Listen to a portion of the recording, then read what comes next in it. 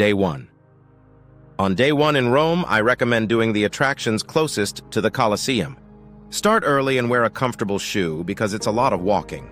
You don't have to go everywhere, but follow this order so you don't waste time. Colosseum. The Colosseum is the largest amphitheater in Rome. It was built at the request of Emperor Vespasian in 72 AD and inaugurated in 80 AD. Inside, you can see the gladiatorial arena as it was inside below. The ticket is the same as the Foro Romano and is valid for 2 consecutive days. Admission is from 8:30 a.m. to 4:30 p.m., and the ticket entitles you to the Colosseum and the Roman Forum. Buy Rome Colosseum ticket in advance to avoid the queue, which costs a little more than at the time, but doesn't waste time. Across the street from the Colosseum there is a staircase. She climbs up to take a photo of the wall and also of the iron bridge that is in the back. Arch of Constantine. The Arco di Constantino is one of the most important arches in Rome and was built in 315 AD to commemorate Constantine's victory against Maxentius. It is next to the Colosseum. Roman Forum and Palatine Hill. The Roman Forum was the monumental center of the political, commercial, and judicial life of ancient Rome. The ticket is the same as the Colosseum, but the guided tour has a separate value that can be hired on the spot. See the ticket to the Roman Forum. From the outside, you can see it from above. An interesting view. He keeps crossing the street from the Colosseum. Trajan's Markets. The Mercati di Traiano is a complex of 150 shops and administrative offices at the time. Everything was sold there: silk, spices, fruits, fish, etc. And in a simple comparison, it would be like a shopping mall. Today it houses the Musei dei Fori Imperiali, which tells the story of the construction of the imperial forums through models. Enter only if you are interested, otherwise from the street you can see well what the place was like. Capitoline Square and Capitoline Museums. The Piazza del Campidoglio was designed by Michelangelo, as was the renovation of the facades of the surrounding palaces. Palazzo dei Conservatori and Palazzo Senatorio.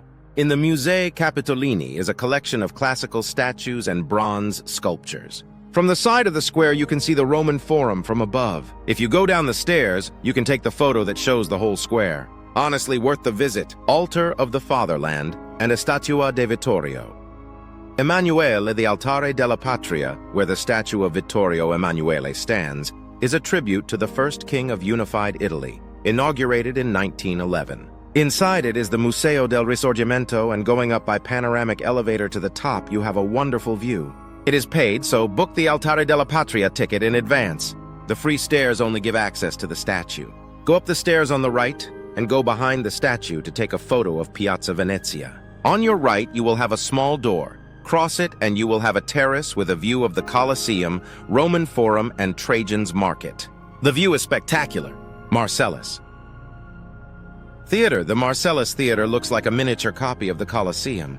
Its construction began with Julius Caesar, but it was Augustus who finished it in 17 AD, naming it after his nephew.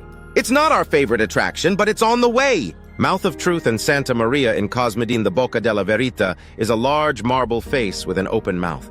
Legend has it that if a lying person put their hand inside the Mouth of Truth, the mouth would close, so they ran the risk of losing their fingers. It is located at the entrance of the Church of Santa Maria in Cosmedin, and everyone takes the famous photo with their hand inside their mouth. The line moves quickly. They say it's free, but there's a box to donate €2. Circus Maximus, the Circo Massimo, was the largest stadium in ancient Rome. It lies between the Palatine and Aventine hills and was built in the 4th century BC for sporting competitions, fights, and chariot races. Today, only one lawn remains in its place. It's not a very interesting place to go if your time is short. It's not a must-see. It should be late afternoon. If you have breath, go to happy hour at Trastevere. The route is on foot, but you can go by bus 44. Palatine Bridge. The Palatine Bridge is the bridge that crosses from the Imperial Rome region, Colosseum, Roman Forum, etc., to Trastevere, the most bohemian neighborhood in the city and where the best happy hours are. Tiberina Island Isola. Tiberina is an island that is in the middle of the river and has bars, a basilica, and a hospital. Walk just seeing her, but you can go to her too because she is very cute. Via della Longaretta is the entrance street to Trastevere. It is full of bars, restaurants, art on the walls, and very photographable. Every neighborhood is very photographable. Walk through the narrow streets and see the beautiful things until you find a restaurant that you like. Basilica of Santa Maria. In Trastevere, the Basilica of Santa Maria di Trastevere was the first official place of worship of Christianity built in Rome. In addition, it is the oldest of the churches dedicated to Our Lady in Rome, dating back to 1143. Inside, you can see the mosaics of the 12th century, the best known being that of Pedro Cavallini, which represents the death of the Virgin Mary. It is right in the center of the half-dome. It is golden and with intense colors. The visit is free and runs until 9 p.m. Across the basilica, right on the corner, there is pizza by the slice with a beer or soda combo. Great for getting hungry fast! Church of San Pietro in Montorio San. Pietro in Montorio, or Church of San Pedro in Montorio, is a church famous for housing in its garden the famous Tempietto, round building, a martyrdom, tomb of a martyr, built by Donato Bramante. The church was built on the site of a 9th century church dedicated to St. Peter on the Janiculum Hill. It is said that it was here that Peter was crucified.